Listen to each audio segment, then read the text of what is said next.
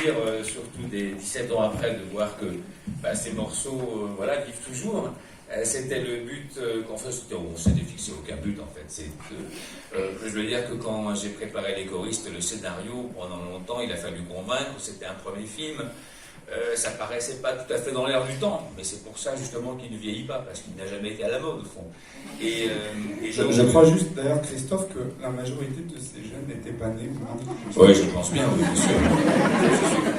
Et pour raconter l'histoire, parce que bon, sur le film on a déjà tout dit, mais c'est vrai que l'histoire de la musique, celle que vous avez chantée, avec beaucoup de justesse dans les deux sens du mot, c'est-à-dire que c'était juste en même temps, c'était juste musicalement. Quand vraiment on a tourné, je crois, commencé au mois de juin, mais le film, on a su qu'on le faisait qu'à partir du mois de mars. Et là, j'avais marqué partout dans le scénario, les enfants chantent et c'est très joli. Bon, très bien, ça ne mangeait pas de pain. Mais à un moment, on m'a dit, mais ils vont chanter quoi? Je dis, écoutez, on va appeler Bruno, on va commencer à faire la musique. Bruno n'arrivait pas à démarrer là-dessus parce que Bruno est généralement sur des musiques plus longues, plus élaborées, plus orchestrales. Et comme j'étais musicien, j'avais fait des études de musique et de composition, j'ai composé le seul morceau d'air que vous n'avez pas joué, c'était Cerf-Volant. Cerf-Volant, volant au vent, c'est ça. Ouais, c'est ça, mais donc c'était celui-là que je l'ai envoyé à Bruno, il m'a dit, ouais, c'est pas mal et tout, et donc après il est parti, et il m'a dit, mais qui va. Mais là j'avais tout fait, Cerf-Volant, j'avais fait les paroles et musique, et puis quand il m'a dit, alors c'est bien, il m'a envoyé cette note, ça fait la, fait ça, bon, j'ai dit, c'est bien, qu'est-ce que. Mais quel parolier? C'est toi, parce que c'est vrai, alors moi j'étais dans ma chambre, je ne m'en rendais pas compte, j'ai un petit studio, et puis j'écrivais vois sur ton chemin, qu'est-ce que je peux mettre demain? Alors oui, c'est presque au niveau du dictionnaire de rime, sincèrement. Et je ne pouvais jamais penser que ces 5 titres allaient non seulement faire le tour du monde, mais que je me retrouverais avec Voix sur ton chemin 2 ans après le tournage, nominé aux Oscars, comme meilleure chanson avec Beyoncé qui chante Voix sur ton chemin. Ça, mais c'était le... Alors les gens, quand je suis revenu à Paris, ils m'ont dit, ah ouais, t'as vu, elle prononçait mal. C'est fou, attendez. En 2030, elle avait Voix sur ton chemin, avec Bien demain, Le cœur de la nuit, vraiment des choses comme ça, et on se trouve avec Beyoncé qui chante. C'est tellement incroyable d'avoir vécu ça que... voilà. Et puis il y avait évidemment cette histoire qui me vient, j'ai découvert...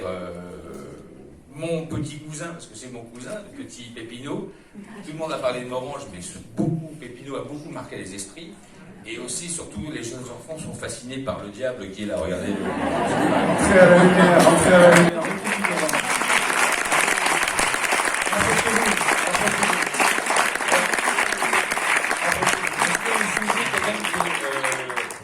Il chante des paroles très très agréables. Est-ce que vous vous souvenez quelle chanson mondaine je chantais dans le film? Une chanson païenne. Alors, est-ce que je peux en faire? Bouchez-vous les oreilles. Alors, mais ça, évidemment, c'était les chansons grivoises, mais c'était quand même, ils chantaient dans le film, hein, on l'a pas oublié. Avec Pépino qui chantait pas, en fait. Avec une bonne voix de baryton, j'ai dit, de quoi? Mais baryton, c'est pas une insulte, ça veut dire que c'est ça. Et donc, j'avais le plaisir d'avoir découvert Grégory qui habitait dans la région où on a tourné, c'est-à-dire à Clermont-Ferrand. Et que vous dire, ça me fait d'abord très plaisir. C'est vrai, pour dire la vérité, Étienne, je ne l'avais pas senti, parce que comme j'ai fait beaucoup de pays, souvent on m'annonçait une surprise. C'était généralement celle-là. Mais là, la très bonne surprise, c'est que ça n'a jamais été, rarement de cette qualité. Parce que la maman, il a bien fallu que...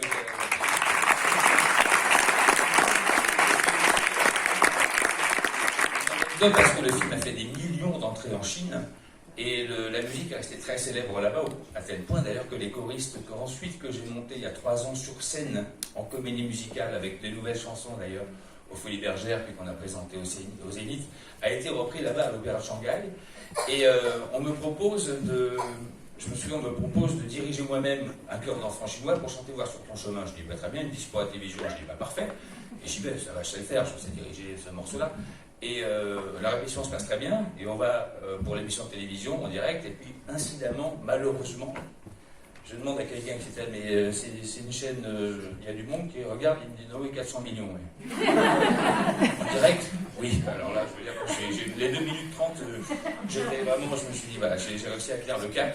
Mais c'est surtout que ce que je disais, et ça, c'est très beau de voir les générations, parce que maintenant, ce ne sont plus les enfants de 2004 qui le regardent, mais plutôt leurs enfants, les enfants de ces enfants, et je pense qu'après, ce sera encore les enfants de ces enfants.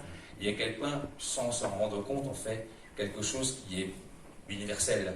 Et j'allais dire universel parce que je crois que ce que le film exprimait n'était pas seulement lié, ça se passe en France en 1949, mais ça en soi, c'était une manière de dater, justement, de mettre dans le passé pour pas que ce soit dans l'air du temps, précisément, que ce soit intemporel.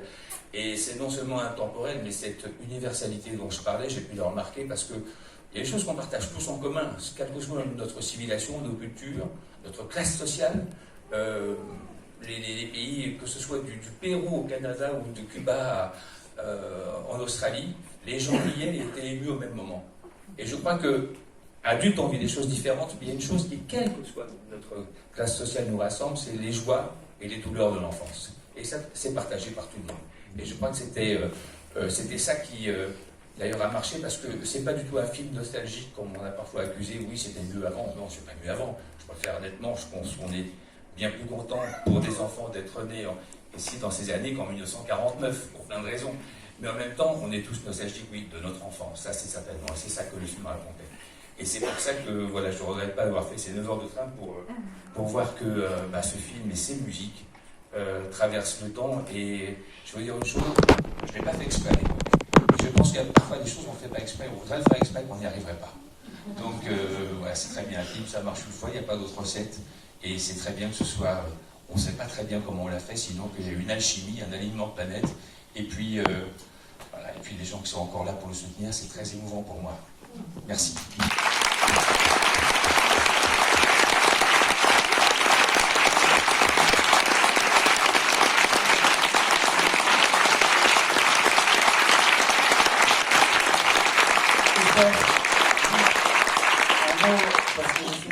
Tu repars tout à l'heure à Narbonne. Ton histoire cinématographique avec l'enfant ne s'arrête pas. On avait vu la nouvelle guerre des boutons avec tous nos amis hier. Oui. Et puis en mars, vous découvrirez le temps des secrets. Christophe a réussi à réadapter Pagnol et l'après, Château de ma mère. Ouais, c'est le 3e volume des souvenirs de l'enfance. Tout le monde connaissait La gloire de mon père, Le château de ma mère, qui avait été adopté au cinéma, mais on n'avait pas adapté Le temps des secrets, qui est l'histoire de Pagnol quand il a 10 ans. Il commence à rencontrer l'amour, le temps des secrets. Pourquoi? Parce qu'il commence à avoir l'âge de comprendre qu'on peut mentir parfois et que même des parents qui nous disent de ne pas mentir et de ne pas désobéir, ils ne suivent pas tout le temps les exemples qu'ils nous donnent. Voilà, donc c'est le temps de l'entrée dans l'adolescence. Et donc le film, avec 2 acteurs d'ailleurs, 3 jeunes acteurs enfants que je trouvais du côté de Marseille qui sont absolument exceptionnels, entourés de Guillaume Tonquédec, François-Xavier Dumaison, Mélanie Doutet et d'autres. Voilà, donc 23 mars. J'espère ici, j'espère venir me présenter. Et dans 6 mois après à ouvrir. Et dans 6 mois après. 6 mois après à ouvrir, en octobre 2022. Voilà, si on s'entend contractuellement sur l'argent, parce que vraiment, ce soit rémunéré pour cette question.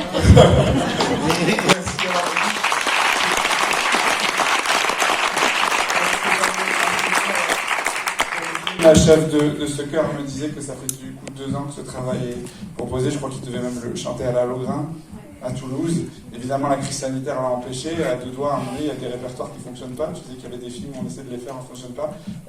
Malheureusement, les circonstances faisaient qu'ils n'arrivaient jamais à le chanter. Et le bonheur de ce hasard, ce que tu disais que la première fois qu'ils peuvent le chanter, ils sont face au réalisateur de film qui a fait 8,5 millions d'entrées. Et je crois juste que cette salle, c'est peut-être depuis la fin des Vendanges du Cœur un des plus grands moments que ces communes connaissent.